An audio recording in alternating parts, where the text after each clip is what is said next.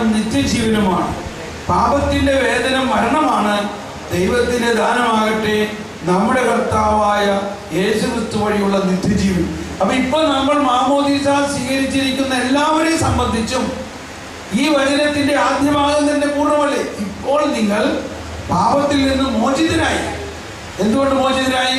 നിങ്ങൾ യേശുക്രിസ്തുവിൽ വിശ്വസിക്കുന്നതിലൂടെയും ആ വിശ്വാസത്തിലൂടെ മാമോദീസ സ്വീകരിച്ചിരിക്കുന്നതിലൂടെയും നിങ്ങളുടെ സകല പാപത്തിൽ നിന്നും മോചിതരായി.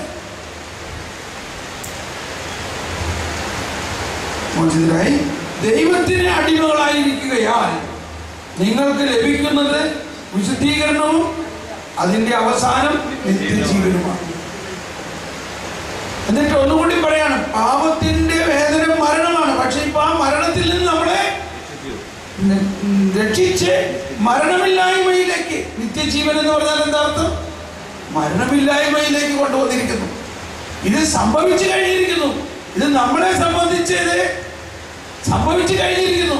പക്ഷേ എന്നിട്ട് ഇത്രയും മോളിലും പാപമുള്ള ഇത് നമ്മൾ നോക്കാണ്ട് നമ്മൾ ഈ പാപത്തിന്റെ വേദന മരണമാണെന്നുള്ളത് മാത്രം എടുത്ത് പ്രസംഗിക്കുന്നു.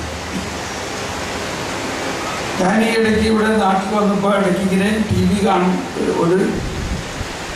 അപ്പോൾ എനിക്ക് ഭയങ്കര ഷോക്ക് അടിച്ചു. എനിക്ക് ഭയങ്കര സങ്കടം വരികയായിരുന്നു. കാരണം ഈ എല്ലാ ചാനലിലും